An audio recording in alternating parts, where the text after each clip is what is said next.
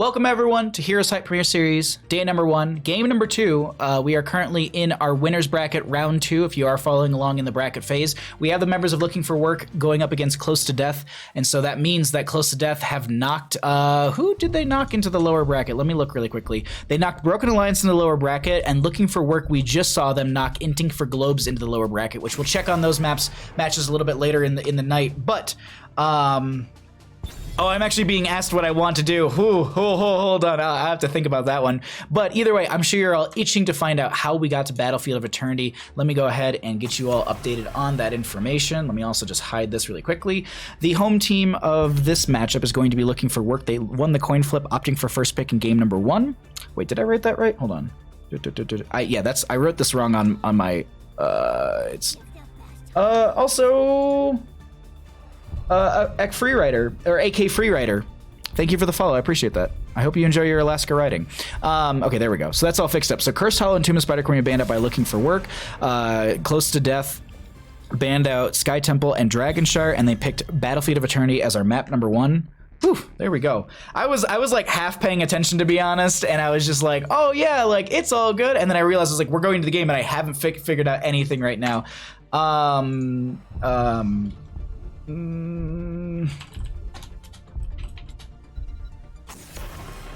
BXA. Please. Caps. Alright, so sorry, I was just writing in caps and just one message responds. But either way, you think you take BXA versus INT? How much of this is today? So we've got 3 matches. We're going to be doing, so today is going to be round 1 and round 2 of the winners bracket and round 1 of the losers bracket. So there's 3 best of 3s. Like all these teams are going to be playing, not all these teams, some of these teams will play 2 best of 3s and some will play, no, I think everyone's going to play like 2 best of 3s. But we're going to be casting 3. Because what they're doing is they were asking me which one I want, because we're gonna ask them to wait for us to finish this match so we can cast their match if they're okay with it. Because obviously it's 7:30 already on the West Coast, and so that's like 10:30 on the East, and then we already have a best of 3 on top of it. But let's focus on the game. We got matches here. Let's focus in on this right now. Close to Death, bringing out the Panda at the beginning of this. Okay, so Garrosh and Chen on the right-hand side. Ariel and Uther were banned out. Looks like the members of Close to Death respect that Uther on the left-hand side. We have Casanova, or at least the members of Looking for Work, picking up the Sylvanas. They'll grab an Alarak as well. They ban out the Joanna as well as the Abathur on top of that. All teams are playing 2 best of 3s. Yes, Flyest Raven. Thank you, thank you, thank you. It took me a second. I was like, wait, 3 best of 3s? Because I was like upper... You know, I was like round 1, round 2, then losers. I was like, wait, no, that's not how it works. But anyways, so yeah, it's all the teams will play 2 best of 3s. We are going to be casting 3 because we're gonna request that one of the losers bracket teams wait for us, so that way we can get more casted games on stream, and that way we can also cast more of these games for the event. Like, I'm sure all these players would love to have themselves casted.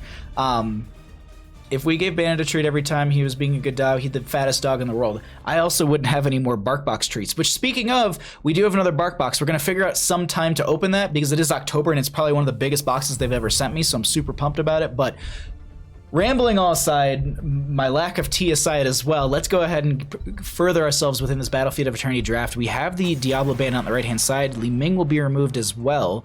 Alarak, Anduin, Sylvanas. They're going to need a main tank as well as a bruiser. We'll figure out what that's going to be. But Chen, Garrosh on the right. So that's probably going to be their solo lane, their main tank. They need a healer.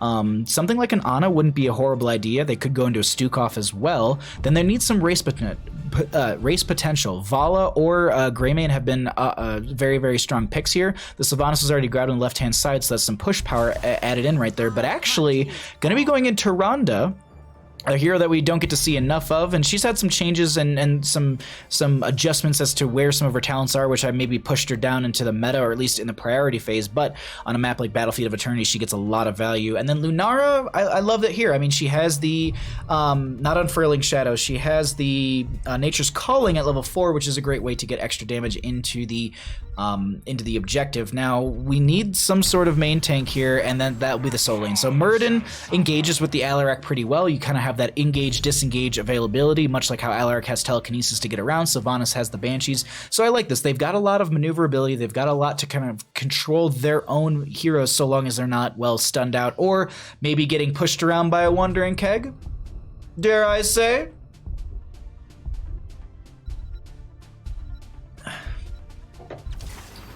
Wait till they get a load of me. Wait till they do, Kerrigan, because that's not what I was expecting, but hey, some dive damage that works, that kind of works with the Chen. You can dive in, you have a little bit more CC, works with the Garrosh as well. This could be huge. I mean, you can chain CC someone pretty hard here from close to death. Bark box, yes. Yes, your craziness. Oh, this is such a great, we've had such a great series so far this evening, and we're only getting into our second of 3 best of 3 series, so we'll find out what happens here. But thank you once again for joining me.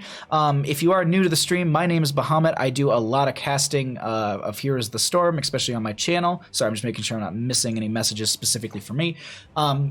I do a lot of casting here. Typically, Monday through Thursday is my schedule with Tespa Collegiate Series happening on Saturday, Sunday. I'm a little burnt out, so we've been avoiding Mondays, but this weekend is the last weekend of Tespa Collegiate Series, so after BlizzCon, we're going to go back to our normal schedule of Monday through Thursday, maybe a couple streams on the weekend. We'll see, but either way, let's focus in on the game here, because we got ourselves a match. Game number 1, second best of 3 of the night. Looking for work on the left-hand side. Goku on the Alarak, Fury going to be on the Muradin. We have Dark Chimera going to be on the Anduin. We have Casanova going to be on the Sylvanas, and we have Tomster on the Leoric. On the right-hand side, close to death, we have got the Kerrigan going to be played by Keenan. We'll be seeing Huberman going to be on the Tyrande. Red Robot will be on the Garrosh. Cookie Man will be on the Lunara. And we have Bloodsplat going to be on the Big Boy Chen. Yo, Mike, how's it going, bud? Thanks for coming by. I hope you're having a wonderful night. Good to see you, my friend. Close to Death is higher execution, but it could be very exciting. Who picked Deathwing? I want to cast a Deathwing game already. Like, I really, really do. I'm very excited about just the involvement that Dragon's going to bring to the game, but look at the damage popping out to Kerrigan. First blood in favor for looking for work in this bottom lane, and I was just about to say, like, let's go check out the top lane solo matchup, but might need to stay down here a little bit longer, but actually let's do exactly that. Bloodsplat going to be kicking around as Tomster's going to be trying to steal that health away from Chen. Now, here's the thing. They drafted this Chen in the 1-2 slot with the Garrosh, and they have this, they had this Leoric picked up way later, and I wonder if literally the reason Leoric was picked up is because Chen's gonna do this, and Leoric is like, cool, I can just drain hope the entire time. There is staggered that can come up from Chen. They can kind of drink through that staggering pain, but Leoric has faster wave clear, which is a weird thing to say because he attacks so very slow, but he's got just a faster overall wave clear because of just the way that his autos affect the minion wave, as well as just that skeletal swing with the huge clear from that one as well. So this Chen might be having a bit of a rough early game, but we'll see how that does progress, as this is going to be a bit of a fight in this bottom lane area. Siege Camp going to be the Lunar Flare almost connecting, but a lot of damage coming out onto one player. That's going to be Garrosh throwing one away. Red Robot very low, but working with that armor that they have and doing a great job of it. The healing from Tyrande is working out very well for them, as Huberman is going to just continually keep them alive as they're autoing on the right hand side. No one really just getting onto this onto the Tyrande right there, as we do see the Sylvanas getting picked off. Toss goes out into Dark Chimera as Muradin does go down. A 2 for none, 3 for none, and they have picked up quite a bit here on the side of Close to Death, finding themselves a half a level lead very early in this game.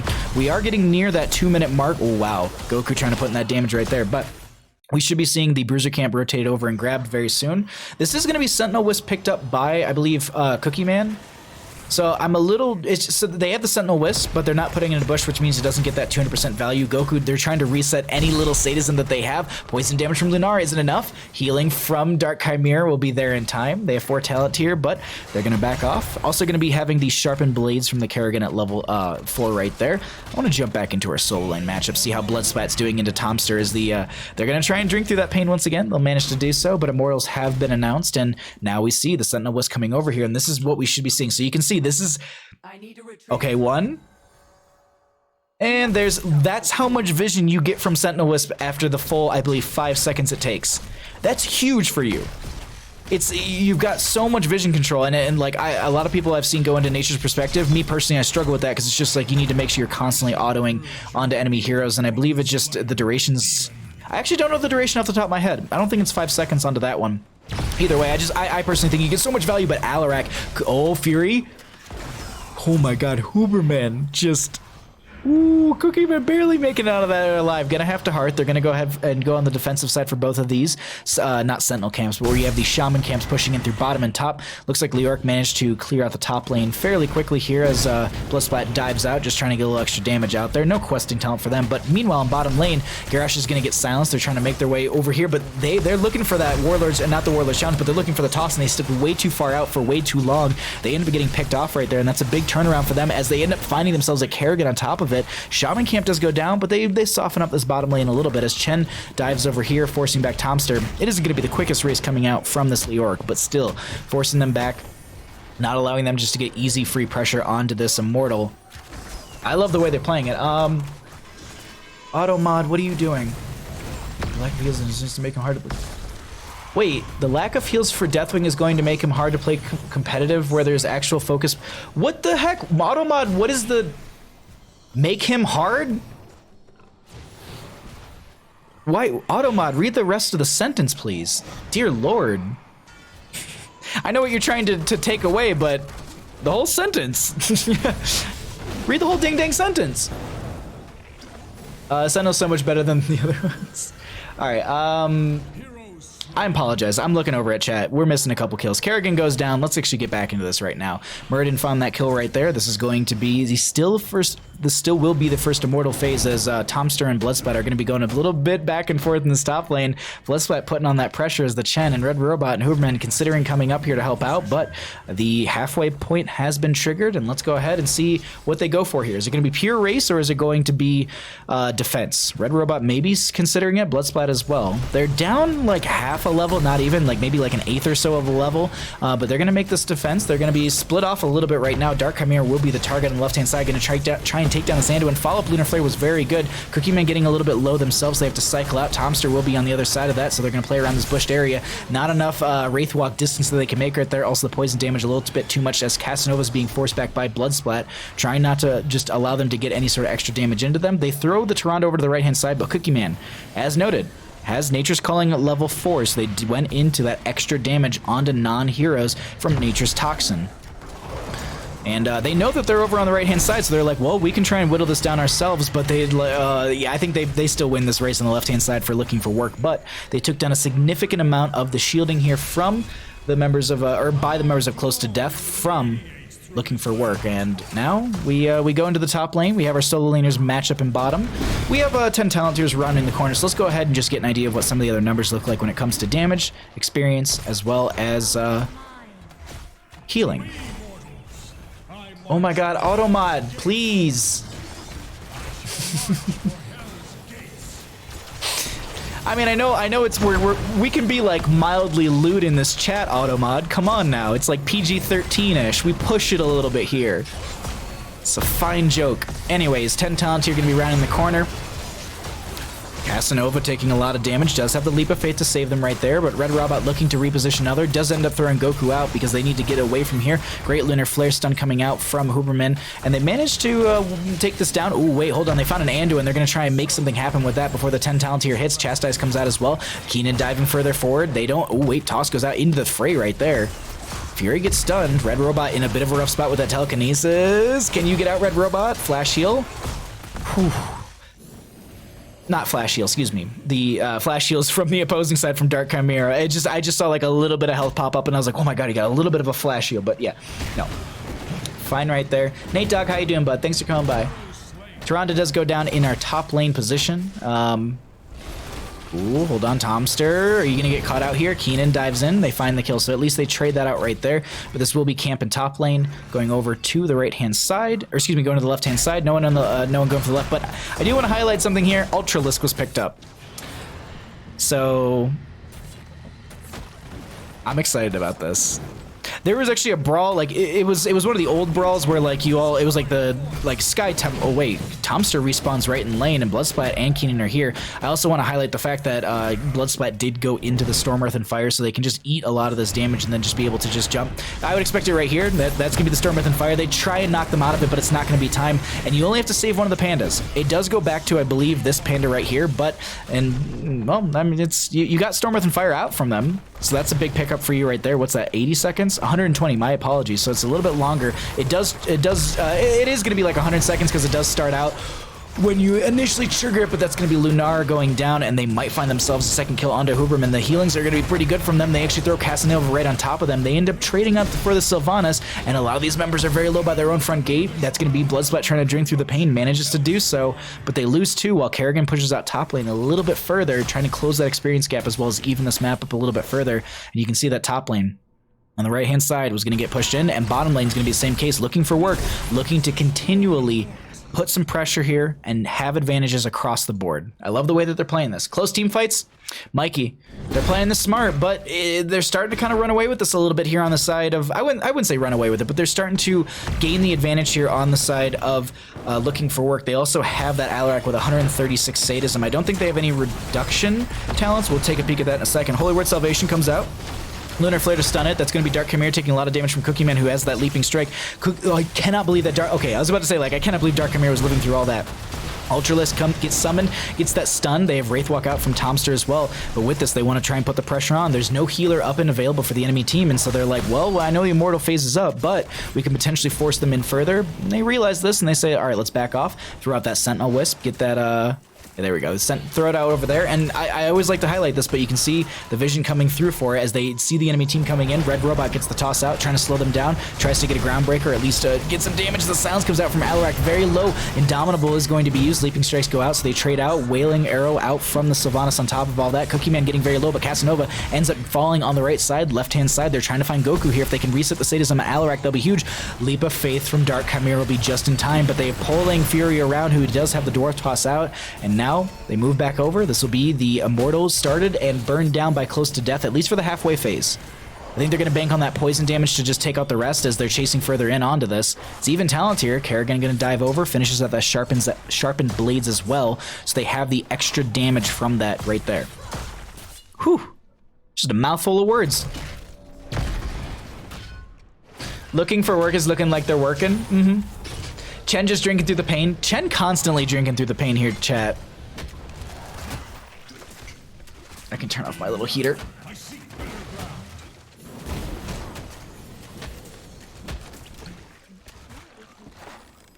All right. That's all the tea gone. Immortal phase is going to be kicked over by the members. Yeah, close to death. They run right through this. I don't think they're going to be able to make it over here in time to stop this, but they want to take the fight. Huberman getting... Look at the Tomster Entomb separating Huberman from the friendly team, but Goku getting very low. Sadism going to be reset back down to 100 as they have the Storm Earth and Fire out, and now they're trying to punish them being this aggressive. Casanova going to get the Banshees out, but not going to be able to trigger it. Tomster so very low, trying to steal that health. Kerrigan pulls them in with the Ravage. Tomster, that's going to be... Or excuse me, not the Ravage, but the... I have to double check on that one, honestly. I can't remember the name of the talent ever. But Tomster's still not going down. There's the last hit. Dark Chimera going to be over here on the right-hand side. Just going to be taken out on a bit of an adventure. Leaping Strikes are going to be coming out. Dark Chimera needs to get like 2 autos onto Cookie Man, and they'll be able to get that kill. But there's still... Oh, wow. Is that 10 seconds? No, it's full. Dark Chimera, there's no way. Sentinel Wisp? Yeah, Ravage. All right, let's look at this together, team, because I honestly don't know off the top of my head. So it is going to be Primal Grasp, Impaling Blades, and there's the Ravage. Okay, Primal Grasp is something I need. That's a hard one to learn. All right. I always I at least try, I don't know every ability. I just like to highlight some, for example, Possession. That's something to highlight. Something like Perfect Storm as well. You have the Sledgehammer on top of that, so you're synergizing. You also have the Skullcracker on top of all that. So just little things that we can highlight here and there, but it's like basic abilities. I always try and remember all of those, so it's easier just to call it in a team fight and just, it sounds a little more professional. I'll be honest, but either way, it's going to be enough to share from Bloodsplat just to be able to get that little extra shielding. That's why you're seeing that Clover come around from them. It's that 13 talent talent. The only reason I honestly know this talent off the top of my head is because my friend always would pick it when he'd play Chen, and he'd be like, we'd get to a certain point, we'd be sieging. He's like, no, don't back off. I got enough to share. And I was just like, we'd be drinking. I legit thought he was just like talking about beer. I was like, wait, what? And he's no, talent. So, anyways, random side story aside.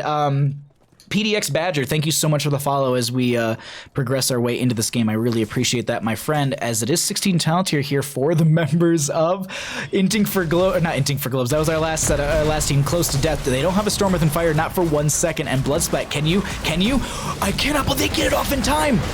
And they end up starting to turn this around. Anduin is the first one to go down. Goku's going to be very low. Leaping Strikes are coming out from Cookie Man. Fury has the Dwarf Toss with the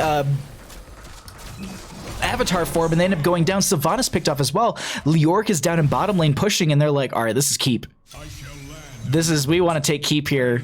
We don't have a massive minion wave with us, but there's one behind, so we'll at least anchor this. We'll take the shots. Cookie Man sieging in so aggressive. Let's highlight some of those other numbers. We've got the opportunity. We'll look at 16 talent tiers in just a second here, but I want to look at some of those other numbers. Chen going to be clearing out the bottom lane into that Leoric. Once again, this is that kind of enough of the share I was telling you about, that little circle. Just give shielding to friendly members inside of that, but everyone's going to be respawning in just a second. They'll leave the catapult to finish that out, and I love the way that Close to Death just played that engagement. That worked out so well for them. If Chen went down, I think that would have been 100% in favor for looking for work. But what a wild moment for Bloodsplat. Clippable.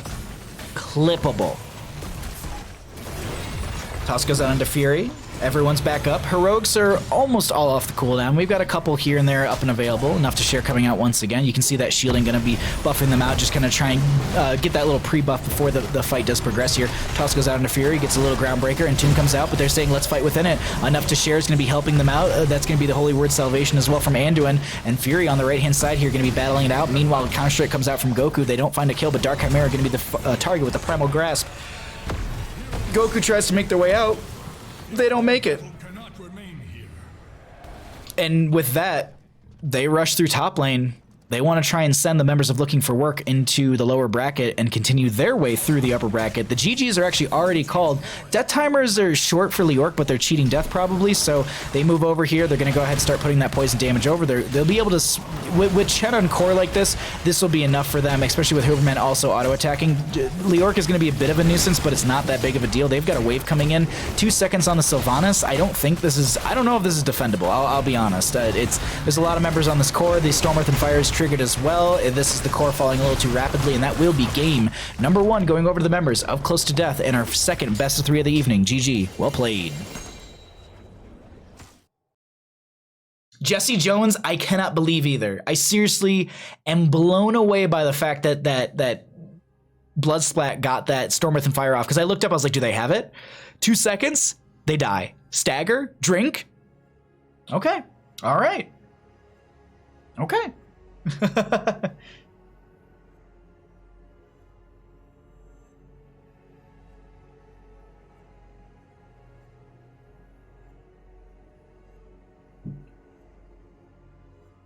Ooh.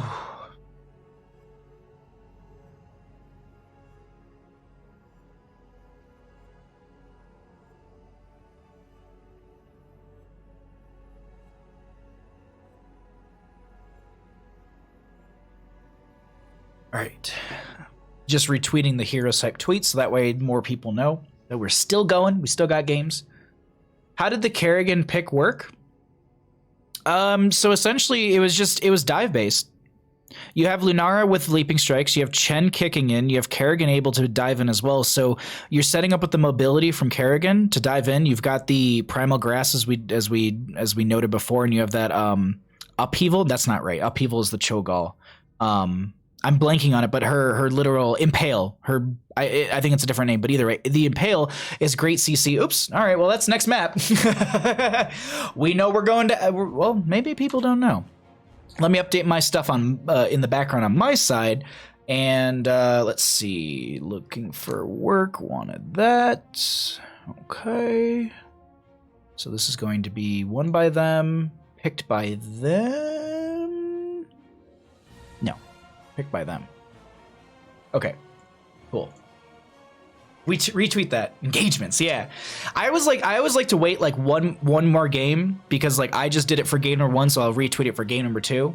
8, how you doing? 8S. I honestly don't know how to say your name, so I just go with 8S. That's the easiest thing for me to say. Lunara is strong people. Practice her in quick match, you'll learn the way. Yeah, exactly. Like the other thing to note too is you have the Ultra List. The Ultra List got a lot of value for that. Like as much as it is kind of like a meme, it does bring a lot of value to the table with that initial stun. It's like Water Elemental. You have something else with sustained damage in the fight, and also something to be able to get into the backline and disrupt and peel. So overall, the Kerrigan pick worked out really, really well because of just how they synergize with the rest of the team. They were able to get some CC onto some key players, especially like look at Anduin. Anduin got like 1 Holy Word Salvation, and it was mostly because no one was focusing on them. Like they stood next to a Chen who was drinking, and they were just below the Chen, and they popped Holy Word Salvation, caught like 1, maybe 2 members inside of it, excluding themselves obviously.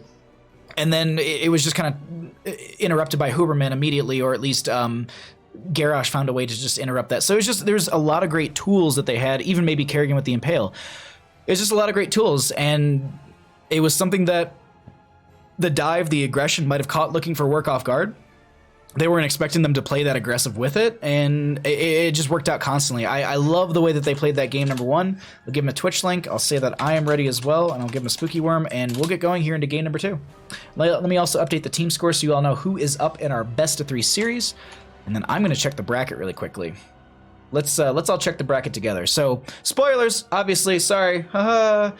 This is our current bracket, so we can at least look, and we know the losers bracket is going to be Broken Alliance, Inting for Globes at the bottom. We have Storm League Crusaders versus CTV. We'll be seeing the Broken Alliance versus Inting for Globes later, but we have Team Freedom versus PEDs in our winners bracket round 2, so we'll try and keep that up to date a little bit later. But right now, we got ourselves our game number 2 in our second best of 3 of the night. Let's go ahead and get on into our draft. Welcome back, everybody. Smooth and easy listening. I am right. This is a fine vintage caster. Thank you. Greetings, Bahamut. Glad you're having a great night. Procasting as usual. Thank you. New hero looks fun, but I wish one day to introduce Death. Wait, can't say that anymore. Nice work, Bone Daddy. Thank you, Selexia, for the 69 biddies. We're gonna be keeping this as the announcement for it because this is so much better. I think that's so much more immature. But thank you so much, Selexia, for the 69 bits. I really appreciate that. And if you're sitting at home, you're like, 69 bits is nice. That's cool. Like, you know, casting is great and all, but like, how did we get to Alterac Pass, Bahamut? I gotcha. Don't worry. It's okay. The home team is going to be the members of Looking for Work. In the first map, they won the coin flip, or excuse me, for the first map, they won the coin flip. They opted for first pick priority. They banned out Cursed Hollow and Tombless Spider Queen. Sky Temple and Dragonshire were banned out by the members of Close to Death. Battlefield of Eternity was the first map chosen by Close to Death and won by them. They opted for first pick priority in game number 2 on the side of Looking for Work, so Alterac Pass is going to be the map chosen by the members of Close to Death. Let's go ahead and get back into our draft and find out what we are going to be getting here as we have a Abathur, I was going to say Sonya, Joanna ban, Ariel on the right-hand side. There's actually been a lot of Ariel play lately. A lot of Ariel play. Bitting it up in here. I hope you're having a wonderful night, Selexia. Thank you for coming by. Okay, that's okay. Thank you, Argy. Thank you for posting my Twitch link in Day's Discord. I really appreciate that. Thank you for I'm never sure, I don't want to post my Twitch link in people's Discords, but I'm like, we got a great tournament, everyone should be watching. It's $10,000 for Heroes of the Storm. I know it, and it's a $10,000 prize pool. So I know that's oh yeah, well, it's only 2,500, a little bit less, and I think it's 25% of the Match Arena prize pool. But it's still significant, especially for a Heroes of the Storm tournament. So thank you all for being here. Thank you for supporting the scene. Thank you for supporting the community, and thank you for supporting my love for this community and my love for this game. So we have an Uther band out as well, respecting Fury's main tank Uther, but they do pick up the Garrosh themselves on the left-hand side with a Greymane and a Tyrande. They themselves are all right, you know what? We're gonna take this to a game 3. We got stuns, we got dive, we've got lockdown, we've got control. Ban-wise though, let's see. Alterac Pass, they could consider Dahaka. that global factor is a little annoying to deal with. Into the Chen, that might be also a bit of a nuisance, especially if you consider Feeding Frenzy at level 7. So as you auto attack, you get a cooldown reduction on your tongue drag. Chen tries to drink, you just pull them. Gonna be going into the false dead instead. So maybe they're considering the Chen or the Dahaka themselves. I doubt it as the main tank, but it's definitely a possibility. Something to also consider here, if the Greymane's going to be diving in, they could go into an Arthas possibility. Syndragosa is a bit of a meme siege talent, but Army of the Dead is a great utility to be able to stay alive and sustain through a lot of these fights, so that might be an option for them. And then you have the Frost Presence baseline, so you can actually slow the Greymane as they are trying to auto-attack into you, and you have that Frozen Tempest. Excuse me, Frost Presence is the level 1 questing talent for the Howling Blast. You have the Frozen Tempest to be able to get that slow on the auto attacks coming into you. I feel like Frozen Tempest is actually the talent at level 4, and it's not the ability. Either way, let's go ahead and check this out. Chen Sylvanas, they can go into their main healer here. Ooh, Panda Pals right now. Well, We will forge a great destiny. what are you doing in this game? What are you... Varian? Okay. Point click stun, but we could be seeing Twin Blades. If they don't swap players around, Red Robot is their main tank player, so I would assume it's Taunt Varian. They did have some changes come into that. Li Ming, and there's the Dahaka. That's the Dahaka I was talking about. Like, I personally think you should have gotten rid of that. I wonder if the Chen will struggle into this, to be honest. Feeding Frenzy at level 7, tongue drags constantly. It's going to be a rough go. We'll see how that works out. We won't harp on that too much. They need some extra damage here on top of the Sylvanas. She's really their own main source of damage. Something like a Gul'dan, I really like that. Boss control, point control, poke. But it's going to be Kerrigan once again. Okay. Kerrigan seems to be the flavor for the members of Close to Death. Going to be showing us that they can win with it, or we'll be seeing if... I mean, me personally looking for work, they've got a strong composition. They've got a global threat. They've got Greymane Li Ming, which is just a notorious pair that goes well together. Tyrande for some lockdown, Garrosh for control. Looking for work, looking really strong here, but I don't want to discount that Chen or that Kerrigan because both of them are really, really powerful. Lily, I'm worried about, I'm not gonna lie. I read that as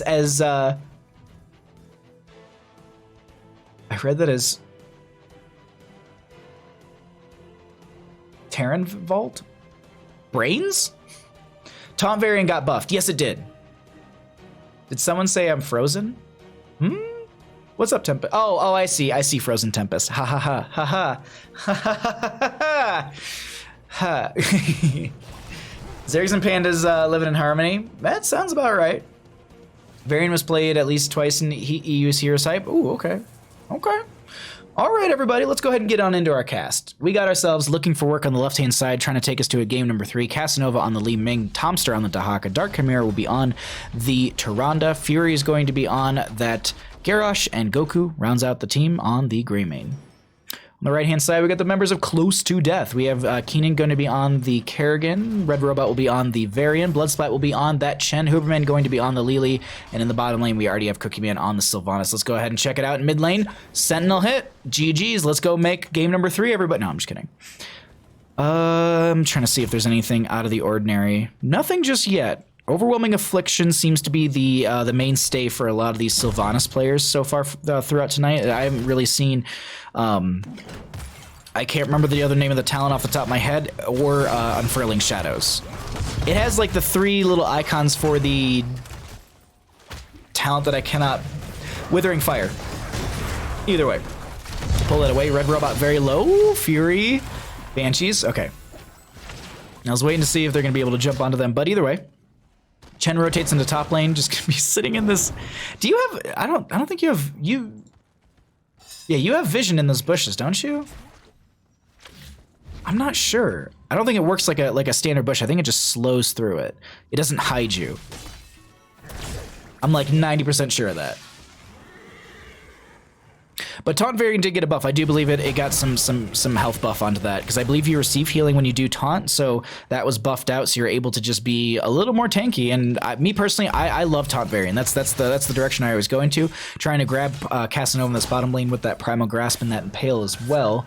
Not going to be able to find a kill just yet, but I'm just going to still go back and forth right now. A little bit of poke here and there. Just going to jump into top lane. Is Bloodsplat going to be trying to breathe some fire onto that Dahaka. They did go into the Eye of the Tiger at level 1. Gonna be just getting a little extra damage on those bruise-soaked targets. Meanwhile, we are gonna be seeing that the camps are grabbed, and does Sylvanas go into the Mercenary Queen at level 4? Kerrigan actually gonna be going down in bottom lane. My apologies for missing that one as the enemy team rotated down, got the pick, but are they gonna try and trade onto the Fury? Doesn't look like. Red Robot now in a bad spot because of that toss. Gonna have the parry, gonna be able to get stunned out. Greymane dives out. That's going to be Li Ming with an orb that just slowly goes to the side. Gonna be able to just disengage from that one and jump up into top lane really quickly as Tomster and Bloodsplat still going back and forth. And Bloodsplat is going to kick over towards their friendly side of the lane. And we also will be seeing our first objective announced here in the next 15 seconds or so. I'm just looking to see... Okay, so it actually will be possession, so they're just going to go for push power in that direction just to be able to steal away minions to buff out their lane. That way the bell towers, or not the bell towers, but the... towers will be just focusing it onto the minions rather than focusing it onto... Oh, the taunt comes out. I think blinded. I think Fury was looking for a toss onto one, but that is going to be that taunt coming out. So 40% of the maximum health, maximum health and health regeneration increased by 40% right there. Silence a target hero and force them to attack. Is it really a silence? I guess it's a silence. That tooltip just sounds wrong. I guess it is a silence. I'm just trying to think of like, I was like, what would the verbiage be? And I'm like, I don't even know what I would call that, but I'm not an English major. I went to school for drawing in AutoCAD. But either way, 6-6 in our levels. I'm just gonna poke into top lane really quickly, see what this looks like. Tomster gonna try and get that tongue drag, doesn't find it. Red Robot getting pushed out in this mid lane, but first objective will be picked up in just a second as they are going to be going ahead and grabbing these siege camps for the mid lane. And I always harp on this at the beginning of the game, and I didn't mention to do so, or didn't manage to do so at the beginning of this one. Keenan going to get thrown around. That's going to be the taunt onto Casanova, trying to trade that out, but don't find it. The reason you want to grab that camp immediately when it pops up at the 1 minute mark is because it's a 1 minute 30 cooldown on the camp. So we're actually seeing it has a minute already left on it. So if you grab it at 1 minute into the game, or as close to the 1 minute into the game, oh, that taunt. If you grab it that early, it will be available before the next objective, or at least the first objective pops up. This is typically what you see, though. You see them, you get that first cycle, then they end up going through the second one. No one really going for the objective just yet, as that's going to be 7 talents here on both sides, but the toss goes out into Lily, and they find a kill right there. The members of Looking for Work are looking for a game 3, and Cookie Man is going to have to get the Banshees out of there with barely any mana. Just goes a couple feet and ends up hearthing immediately. They need to get back into the fray of all this. Death timers are low, so Lily's going to be back in 6 seconds. It's pretty even when it comes to experience, about a half level in favor for the members of Looking for Work, and we'll go ahead and cycle through some of those numbers right now as both teams just kind of break off, going for more experience, not going to go for the objective just yet.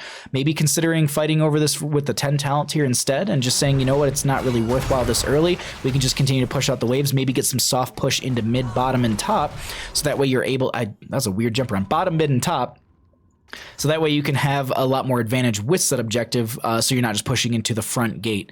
Overall, still great back and forth. 3-0 in kills, 8-8 in our levels. They've been keeping pretty close pace here as Bloodsplat going to get stunned out, and they'll be able to get some healing from their friendly panda. Niece, right? I think it's Niece. Either way, Goku's gonna be the target right now as they're trying to dive onto them. Taunt's up and available, but they end up getting thrown away by Fury, and it's if they were able to find that staggered out kill, that would have been huge for them. But Huberman trying to make a play over this objective, gonna sidestep or I guess backstep that stun, but Huberman, do they have the fast feet? Self heals are gonna be pretty good. Red Robot comes around the corner, Bloodsplat with a lot of stagger damage onto them. Gonna get hit with that regeneration globe from the friendly member. I was just looking at the minimap, I was like, I wonder if Dahaka survives this. They end up going down in bottom lane. They're gonna try and get the channel, so they will be able to get that over there. Toss goes out into Huberman. They're in a bit of a rough spot. Lily trying to get the fast feed. They get stunned. Chain CC gets the Lily, and that's going to be one kill right there. But they did get the Dahaka in bottom lane, so they know that threat's not coming in. Red Robot, do you have a taunt? Not for 4 seconds. They're trying to stay on Casanova. Goku on the right-hand side is trying to find Cookie Man, who ends up hearthing immediately. Keenan isn't going to be able to find a kill onto them, but they say, you know what? Our jailers did get the counter channel onto this. Let's go ahead and grab this ourselves. I'm a little surprised at how they're playing this. Actually, I just saw that Varian goes down into top lane to the Nexus Forces. What an absolute back and forth over this first objective, and neither have really gotten much, if any, channel time out. Yo, Zerging, how you doing? Sigrun Shard, how are you doing, my friend? Oh my god, words are just... there's no 10 talent tier over here. You do not have anything to get rid of that stagger damage, and Chen goes down. They get the channel, and now, Looking for Work. I keep saying it, but the way that they're playing this, they're looking for that game number 3. They do not want to drop into the lower bracket for the HeroesHype Premier Series playoffs. And who would you blame you? I mean, if you walk through the top lane, if you walk through the top of the bracket, Fury getting very low, but I think they'll be able to meander to that. That's going to be the Shadowstalk use. Also going to be seeing the tongue drag, but Toronto goes down below as Fury getting low, but there's such a split in the fight right now. Cooking Man needs to get out. The isolation was used on Huberman. But still, they lost their Tyrande, and they're down that right there. Sangias, thank you for the follow. I appreciate that, my friend. That's going to be Ultra Scout. Tries to get a Primal Grasp. They get a taunt onto Tomster. Can they have enough? Do they have the damage to finalize the kill is the question. Tomster getting very low. I don't know if they're going to be able to get out because, well, Tyrande just respawned. They stagger out of death right there. Cookie Man goes for the channel. 9.2 seconds left for the left-hand side here, but either way, it's close to death. Getting closer and closer to potentially grabbing this first objective for themselves. Sylvanas does luck down that tower, which allows the lane to push out a little bit further. Her trade's still up and active, so you can see her trying to get one more auto out, but she stayed a little bit too long. Cleanse comes out from Lily just in time. Or I guess better, Let's Go is used from Lily right there. Either way, Cleanse is out. They are going to be they're just interrupting them because the channel goes through. It's contested when an enemy hero touches it, or Storm Earth and Fire comes out. Li Ming is the target. That's a great pickup right there. Most of their, oh my god, the Primal grabs the Impale as well. Garrosh is looking very low. Curse Bullet comes out from Goku as well, and I don't think it connected. Dahaka goes down in just above us from the Chen. They find the Tyrande as well. This is looking great for close to death because now they already have Sylvanas locking down this tower because their trait was used about 30 or so seconds ago, which I think that's actually the cooldown for it. And so now this is huge for them. A couple kills right there. The death timers aren't super long, but still. Damn. How was the Deathwing stuff for you? I was excited about it. I've been excited to play a giant dragon. I'm not gonna lie. I think he's got a lot of really cool mechanics in the game, and it's just that's the one thing that I like about Here's the Storm the most is just like there's a new hero who has completely unique mechanics to them, and you know, like the no healing on them, the way you have to fly around, the way you have to manage your different forms. Like I'm super excited about it. It's gonna be very nuanced at a top level of like play. Like it's gonna be very, very hard to do, and you'll get a lot of value from it. But I think at a lower tier play, like if you're able to figure it out before a lot of other people, he's gonna be very valuable for you. Overall, also I think he's gonna be banned out constantly. Sylvanas gonna be the first kill in this top lane engagement. Kerrigan rotating down to the bottom lane. They got a fort before this even happened. They might have been a little too aggressive with this. As Robot, I think Red Robot's just gonna sacrifice themselves and just try and get out of here. But they're also being quite a nuisance. They end up getting tongue drag. That will be the bottom lane fort going down to Keenan. Mid lane was already cleared out as well. So they got 3 forts during that entire phase. Lost a couple members, but still, big advantage in their favor. Let's go ahead. We'll look at the 13 talent tiers come out on the left-hand side, and I like to play this right now. I like this play. They know that there's a couple down, or excuse me, they know that there's one down, so they're going to try and take this boss. But Huberman, do they have the vision for this? Hold on. Where's Lily's vision? They know that they're playing around this right now, but this is a little risky. Eyes in the Dark rolls forward. Bloodspat going to be just trying to eat the damage for Huberman so they can get out, but Keenan now dives in as well. Dahaka with the brush stalk into the backline. Huberman's going to be split from the friendly team. Wailing Arrow comes out as well. Garrosh getting very low, but they're looking at the Greymane who ends up finding a kill onto Kerrigan. Roll away. Once again, the Lily blinds are not going to be enough as they find a second kill. Toss goes out into Dark Chimera to save them as this is the Ultralist trying to turn around and maybe get the Garrosh. They aren't able to get them, and that's a 2 for none in favor for the members of Looking for Work. But now, Varian's back, and they're here with a vengeance. They need to play this really safe, because if they keep staggering out deaths like this is going to be Looking for Work grabbing a bigger advantage because they have a slight advantage when it comes to experience. But they need to play the safe. Going to take out the sidewalls just to remove that vision, and Kerrigan back up. Sylvanas back up as well, and we'll go ahead and take a look at some of our other numbers right now as we get into our prison locations opening up in the next 25. I was literally about to say, I was like, oh, let's look at these numbers. Wait, shouldn't we have the objective soon? Yep, there it is. Ooh, I didn't expect the 1 permanent unstoppable. That's crazy. It's really, really crazy. Like, it's going to be a really fun mechanic. I'm excited to play with it and also against it. I rarely like look at a hero and I'm just like, oh yeah, I'm excited to play against that hero. Like, I think Deathwing's gonna be fun. There's gonna be a big shift in how we draft as well. Like, I don't think Deathwing's going to be a hero that it's going to be a hero that you obviously want to first pick, but if you first pick it, there's things like Sylvanas where she has armor reduction. You have things like Tychus that have, you know, damage, percent-based damage. You have Jaina has an armor reduction. So, like, a lot of these heroes that have armor reduction within their kit, you're going to see a strong priority onto those heroes as well as those talents as well. But meanwhile, Keenan ends up going down over here on the left-hand side as they were going for the boss play. They can see that it was initially leashed, so they're like, okay, let's try and play around this. Cleanse comes out. That was a great Banshee out of there as well from Cookie Man. Warlord's Challenge will be connecting onto a few as Lily gets bodied right at the end of that engagement. Enough to share is coming out from Chen, but they don't have enough to share for Lily. Meanwhile, No Camp in mid lane is going to be pushing out. They don't have a Reaver minion, but still, this No Camp really sieges in effectively, and I think they're just trying to keep them from backing overall. It might be an overstep by them doing this. Protection from Red Robot, but I don't know if you can survive into all this as Sylvanas ends up going down on the right-hand side. To Goku, Varian goes down as well. Dahaka already over here, and they got 2 towers. I don't know what the play was for that one overall, but close to death. Looking a little shaky in game number 2 and looking for work. As I said, looking to take us to that game number 3. It's like drafting Dragonite for your team. Armor reduction doesn't work? I thought it was confirmed in when they were talking about it. I asked a couple people and they said that armor reduction's a thing.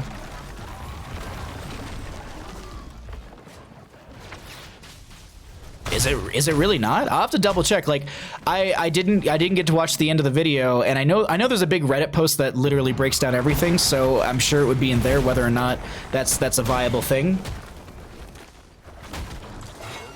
Apparently, let's see.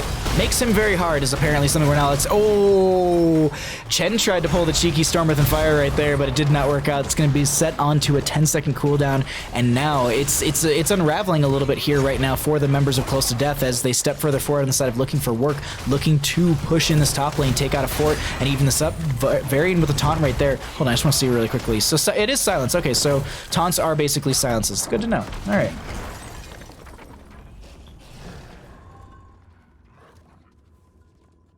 Enemy abilities that do not cost CC will work 100% work. Yeah. Healing reduction, armor reduction, etc. Yeah, exactly. Yeah. It's like reduction abilities will work, but you can't stun them. You can't slow them. Yeah, exactly. Like you literally cannot use Wrath of Angiris. That was actually a question that was asked by obviously it was either Trickster or Jayhow, but they literally said like, can you use Wrath of Angiris? And they're like, literally think of it as, Joanna with her trait always active. But Joanna's trait doesn't mean that she still gets healing reduction, she still gets armor reduction. So it's basically just, the way that they equated it was just Joanna's trait constantly active. That's the easiest way to kind of look at it. You can't stun it, you can't slow it, you can't stop it, you can't sleep it, you can't bop it, you can't twist it.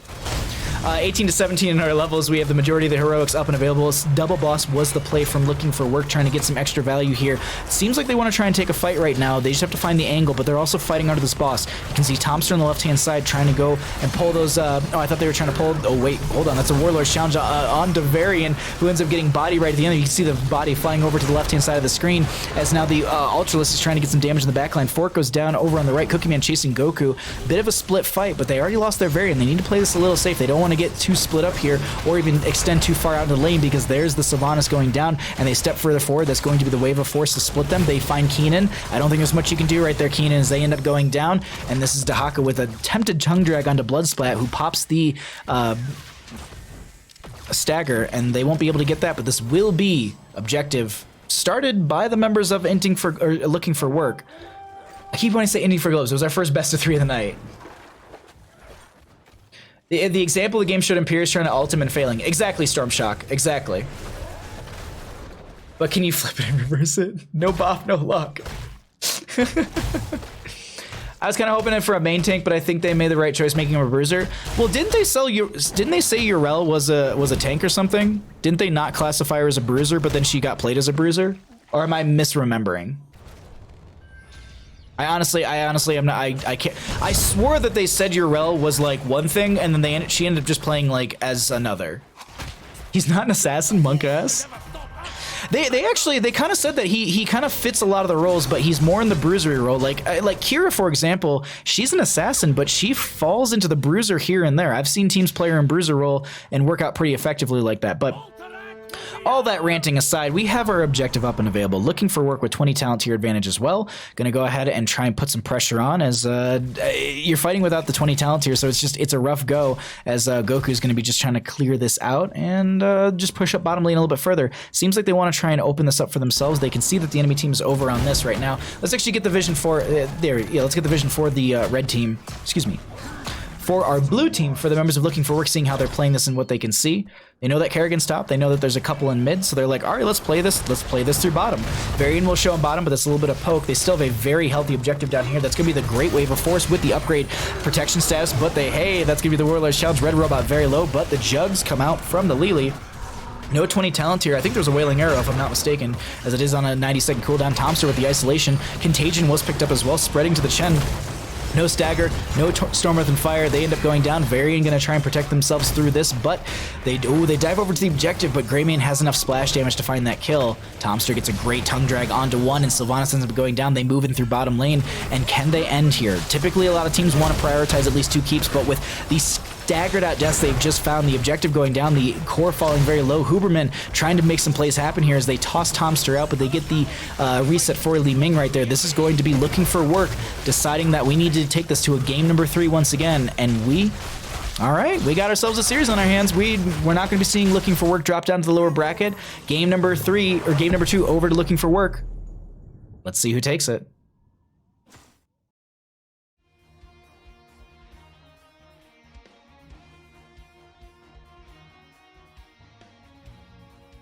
Ooh.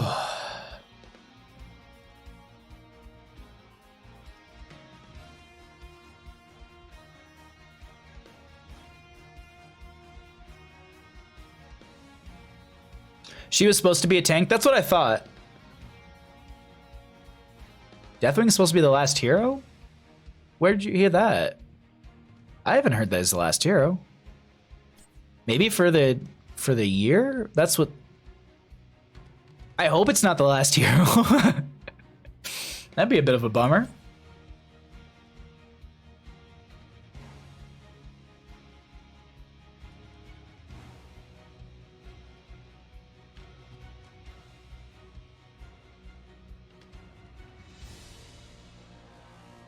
Thank you. Yo, Carpe Felis. Terminator 100 bonus 10 GGS. Thank you so much. Oh my god, we're in lobby. Whoopsie. All right, let's see. So, okay. Let me update my little stuff in the background as well. Whoops. Nope. There we go. Nope. There we go. 40th time's a charm.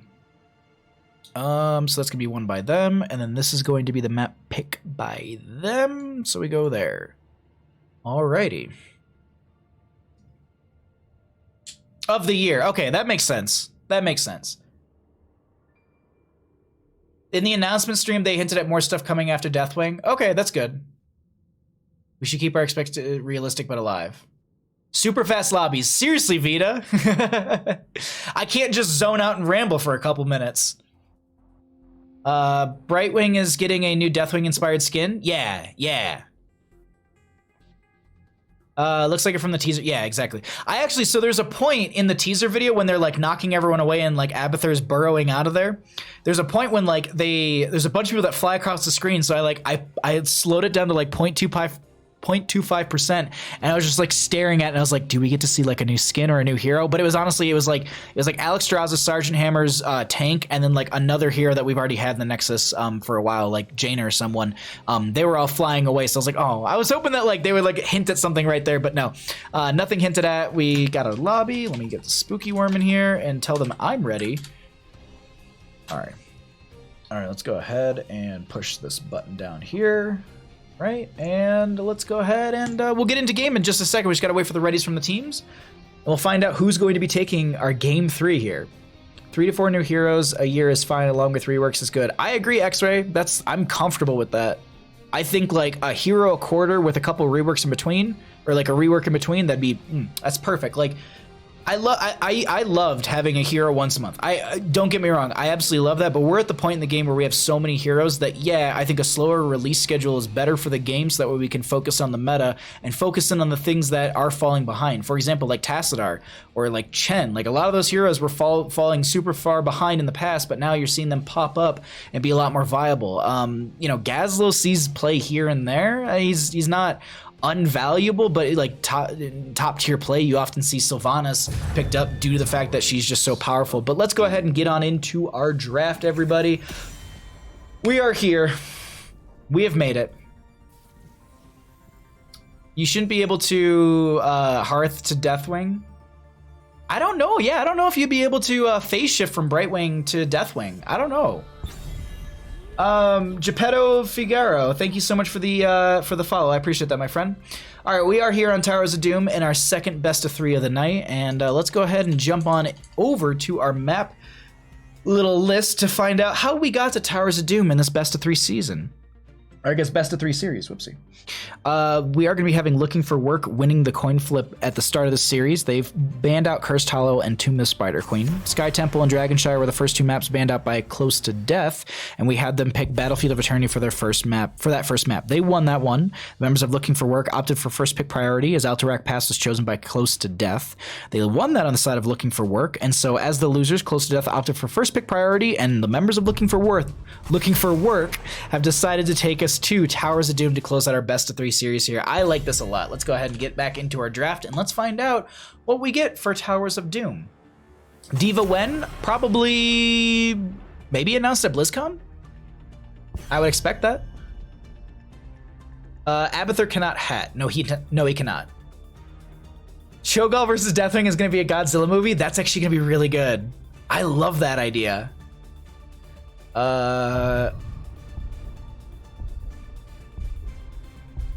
Sorry, I'm just making sure I'm just not missing anything. Towers of Doom is a perfect match to decide the truest champions. I love Towers of Doom for a best of 3 series. I love Towers of Doom as the closeout map in any series. Like, I think it's just so perfect. But Joanna gonna be banned out. Garrosh the first pick, though, for the members of Close to Death. A lot of value coming out from that Garrosh tonight. Can't blame them for wanting to grab that.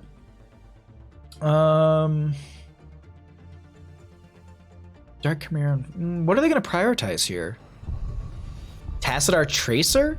We saw it get a lot of value earlier. Casanova's was popping off on that. It'd be a great one too. But they're gonna go for a Nubrak Jaina. Okay. Okay.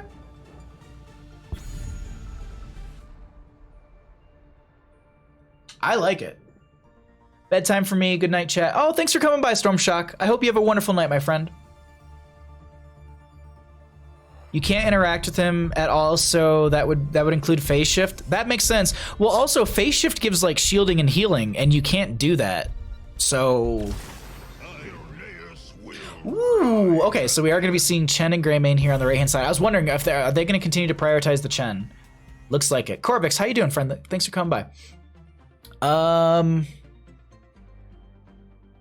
Or Corix. Corix. I'm sorry. Or maybe is it Corey 15? That's option 2 because it's XV. We do see the Chen and the Greymane. They're going to ban out the Tyrande because that's a great synergy that they could be building with the Tyrande right there.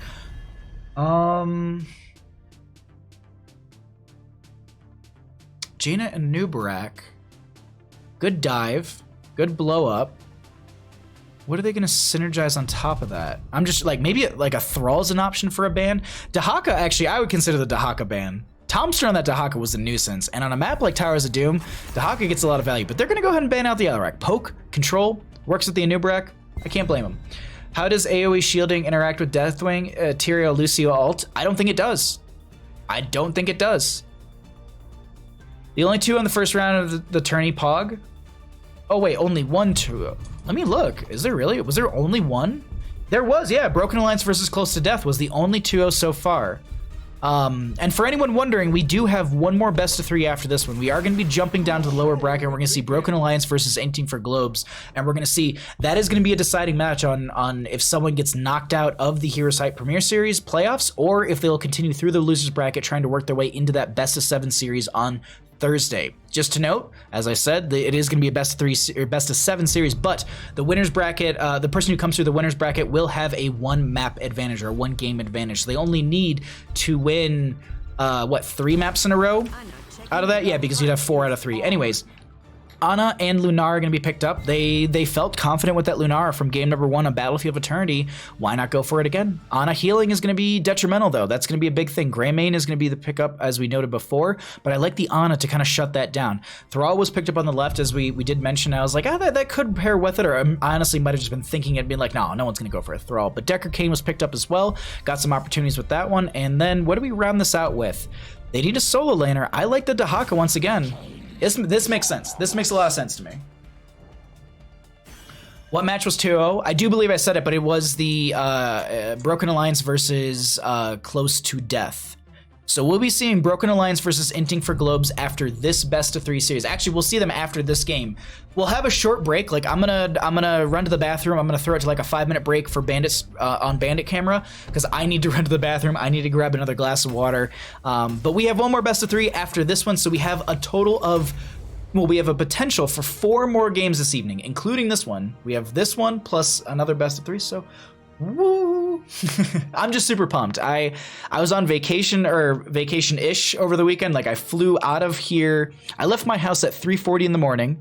I drove down the mountain. I got into Detroit at 4:30 o'clock or 4:30 Eastern time, and then hung out with my parents, had a beer, went over to my friends, took care of his dogs, had a beer with him, went to the wedding the next day, left the wedding at 9 o'clock, got up at 4, took a flight, got back here. I'm pooped. But I'm happy to be casting, and that's all I really care about. Let's get into our game. Game number 3 here. On the left-hand side, we got the members of Looking for Work. Dr. Mir is going to be on the Decker King, Casanova on that Thrall. Goku going to be on the Jaina. Fury going to be on the Anubarak, and we have Tomster on the Dahaka.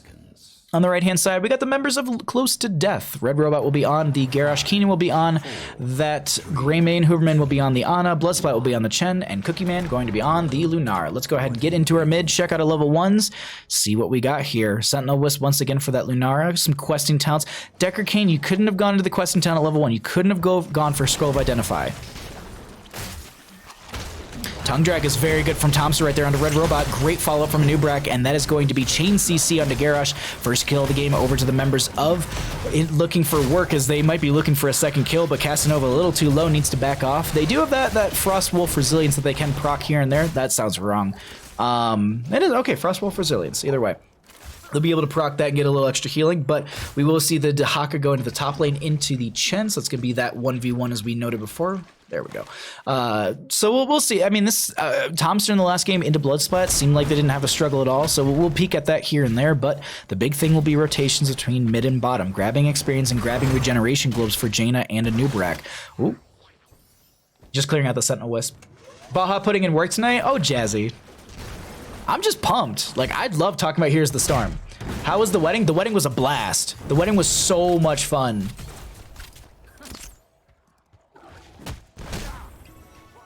I was a little worried about the entire trip just because it was so quick. It was so like informal doesn't sound like the right word, but it was just like, it was one of those things that like, I was like in and out of Michigan in less than 48 hours. And I felt a little bad, but it's just like, I don't have vacation time due to like BlizzCon. Plus I have to go back to Detroit again in December to see my family, and I'll see all those people again there too. So it's not that big of a deal, but it was just one of those things that like, I wish I could have stayed like a little bit of a longer day, like the day after, and just kind of had a hangover day with all my friends that I haven't seen in a bit. Either way, it was good to see him there.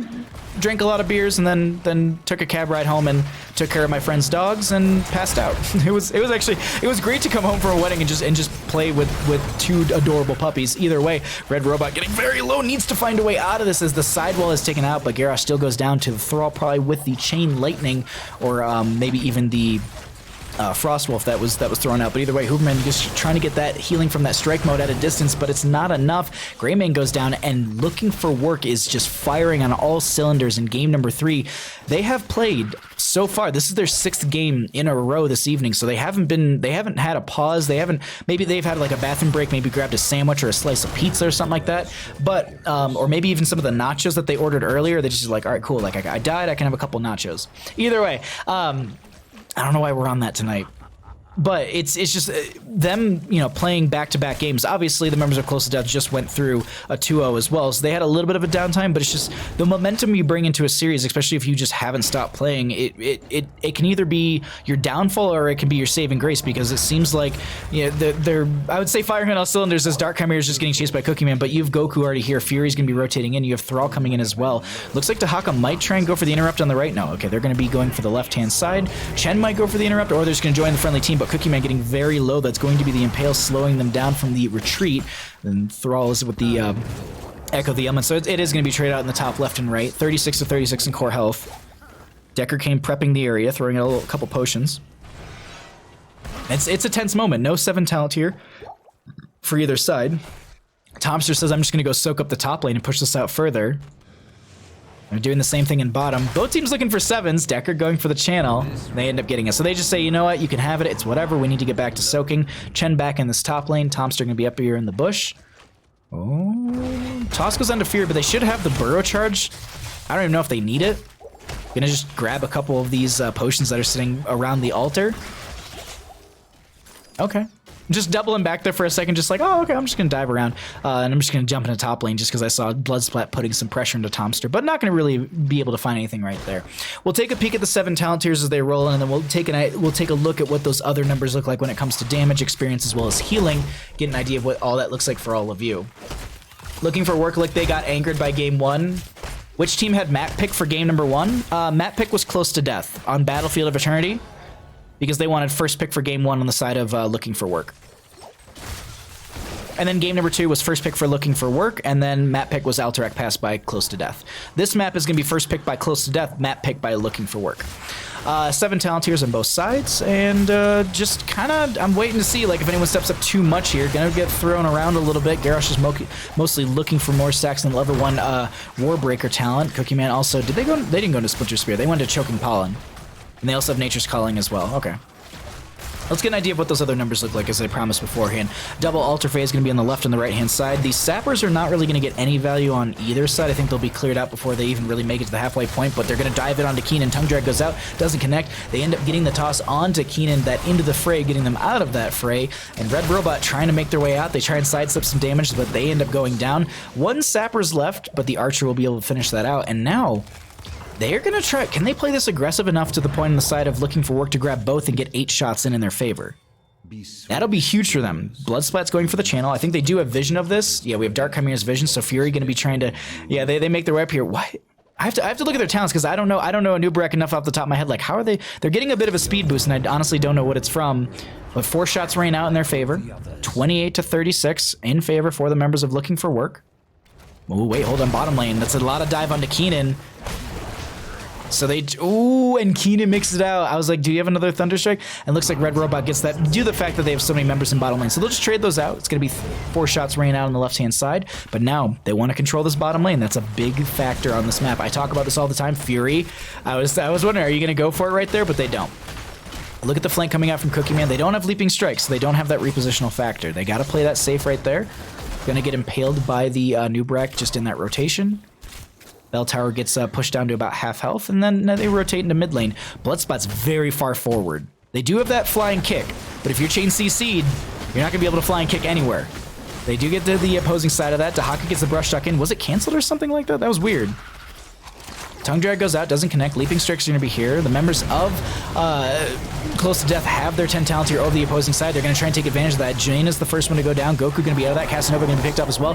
That is going to be the nano boost onto Cookie Man, who's just trying to push out pressure into Fury. Manages to do so right there. Says, you know what? I got a lot of damage. Let me just go ahead and throw that onto the tower. And now they say, with the kill that we just got, excuse me, the 2 kills that we just got, and the small advantage we have, let's go ahead and take boss, get some 4 shots in our favor, and even up this map damage. But here's the thing to note.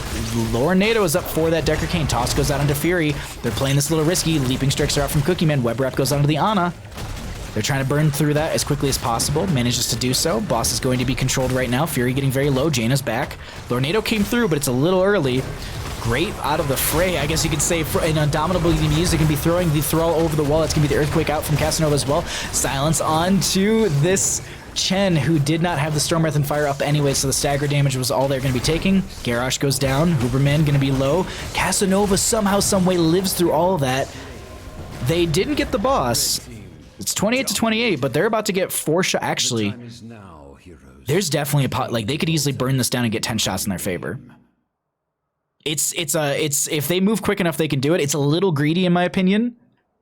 Yeah, it's actually, you know what? Now that I look at it, it's very greedy. This is something I would do in my games. I'm just like, take it all. No, but no, they're gonna go ahead. They're gonna get both bell towers, and they're gonna get both of the sapper camps. They're gonna try and convert that bottom bell tower with the sapper camps through the bottom lane. Makes sense. It honestly makes sense. Nano boost target. Eye of Horus. I mean, you have cooldown reduction on Lunara's abilities, which is useful. You have cooldown reduction on the Nexus Noxious Blossom. You have cooldown reduction on the Neck Crippling Spores. I believe Leaping Strike. Does Leaping Strikes get a cooldown? It's a heroic, and that's basic abilities only. So I don't know. I think it can work, but overall, like, if you're gonna go for anyone, like maybe Greymane, just for the cooldown or just the ability reduction on just in his Worgen form, so you can just be hyper aggressive. I'm not sure. Like, there aren't the best targets, but even then, like, I think they don't want Eye of Horus because obviously Huberman's gonna have to stand still. That means Dahaka has the most wonderful, exquisite target to literally brushstroke, tongue drag, or even brushstroke and isolate, and then tongue drag and blow up. So it's just something to consider. I think the Nano Boost is the right choice here. What kind of value they get is going to be isn't going to be as great as, you know, obviously like a Li Ming or a Jaina or a Gul'dan or a Kael'Thuzad who's nano boosted. So you have to pick your target, but I think it'll work out for them as the game does progress. But it is 13 to 12 in talent tiers. All the heroics are off cooldown. We have a single bell tower phase coming up. Wait, hold on. This is going to be the kick on to Tomster over here. Single altar phase, as I noted, is going to be popping up in the mid portion of the map. This is going to be another fight down here, as it looks like they're just going to be backing off. No heroics. Garrosh did finish their level 1 Warbreaker. Thrall did finish out the level 1 Echo of the Elements. The Tissue Regeneration for the Dahaka is done. Fingers of Frost is done for the Jaina. 22 out of the 30 stacks for the Regeneration Master 4 that Anubarak. So we have the majority of the quest and talents done. Fury tries to dive in, doesn't find the player they're looking for, but Red Robot taking so much damage, healing reduction onto them as well. I don't know if they make it out of this one alive as they end up going down to Tomster right there. Lornado's going to force a couple members around, but Bloodsplat does have that stagger up and available. Dahaka with the channel on the left-hand side. Tomster going to be going for that. Seems like they'll save their fort for now. They just want the raw damage. They're not going to be stopping. Oh, I think they might have considered it. They're considering this, I think. Yeah, they're considering. They want 5 shots. And it will take them down to 15 core health. Boss is going to be up in a minute and 56 seconds or so. And what are we? Sappers are up in about 20. Oh, actually, they can rotate over to this one right now. Then they can feed in Sapper Camp right now. That'd be huge for them. Extra shots rain in. Seems like they maybe want to go for a little bit more map control. I've been picking Spell Shield into Lunara Gul'dan forever. Makes sense, yeah. I honestly, like, I'm a potato. I'm just like, well, if I kill them, then I don't need spell armor. Then I get bodied. This is why I'm a platinum player. Also because I literally don't play the game enough because all I do is cast it. Either way, 15 to 13, 10 to 2 in kills. Can they feed in these sappers right now? Thrall on the left-hand side of your map, going to be trying to grab that one, just be able to push that up through the bottom lane. Nubrak is going to be finishing that regeneration, so he's going to be Regeneration Master. He's going to be a bit of a harder bug to squash right now. 500 extra health. What is Nubrak's health at overall? Because it's regeneration as well, right? So 37.8 regeneration a second. So it's probably 38 regeneration a second. Plus they have 4,000 plus HP. Either way, that's going to be a lot of damage dive in, and they find Lunar. Web Rep onto the Garrosh, who was in the backline. Bloodsplat does have the Storm Earth and Fire, tries to help the Garrosh. They don't. Lornado is going to hold them back in here. Earthquake comes out from Casanova as well. Sapper Camp going to be walking into the bottom lane. Triple Altar Phase is going to be coming up. Anubrak and friends are looking to get the kill onto Bloodsplat, who does pop the Storm Earth and Fire. Kicks out onto the Anubrak, trying to find a kill right there. But as noted before, this bug is very hard to squash, as they've got a very quick regeneration, and that was one of the clones of the Storm Earth and Fire going down. They're trying just to clear out these sappers before they step into the death zone and go over the wall for the extra damage. One sapper remains, but it's triple altar phase. Dahaka's in this top left, or this top right. 6 shots are up and available because they got that top right bell tower in their favor. 12 like, if they get all 3 of these, that's game. If they get 2 of these in a boss, that's game. If they get 2 of these and like some sappers, that's game. So there's a lot of ways for them to end this right now. They do pop the Lornado, which allows Thompson to walk out. It's just more of a safety Lornado than anything else. Lunara with the Nano Boost thrown onto them, going to be stepping up into Dark Chimera, trying to get that damage out. Noxus Blossom, Keenan dives in as well, or rolls forward. We do have Bloodspite on the right-hand side with the channel. Only 2 shots rain out in their favor, but they stop the bleeding. They don't take too much damage. Oh, wait, hold on. Red Robot going very low. Warlord's Challenge will be out as well, but they end up going down. Web Wrap went out onto the Chen on the right-hand or the left-hand side as Cookie Man makes it out, but now they look at Chen. They have no Storm, Earth, and Fire. They've got Stagger. That's all they got. They try and kick out, and Ubrak looking for the way just to make sure that they're not able to sneak away, and they still get the Chen. Goes for a bit of a flight, but that's going to be 6 shots raining out, and this is what I'm talking about. Boss is up, and they can end through Boss. Lunara and Ana are the only 2 up and available. 11 minutes regeneration master on Nubrak's fast. They're doing strong rotations. Tongue drag onto 1. Looks like they found Huberman. Boss is leashed, but it's they step back up onto it, and Cookie Man trying to poke in here and there, but there's nothing you can do. I mean, they go for this. I thought they were going for the center channel onto that, but that is going to be Boss picked up. The game goes over to the members of Looking for Work. They continue their reign, I guess you could say. They continue their run through the top bracket in the HeroesHype Premier Series. GG, well played.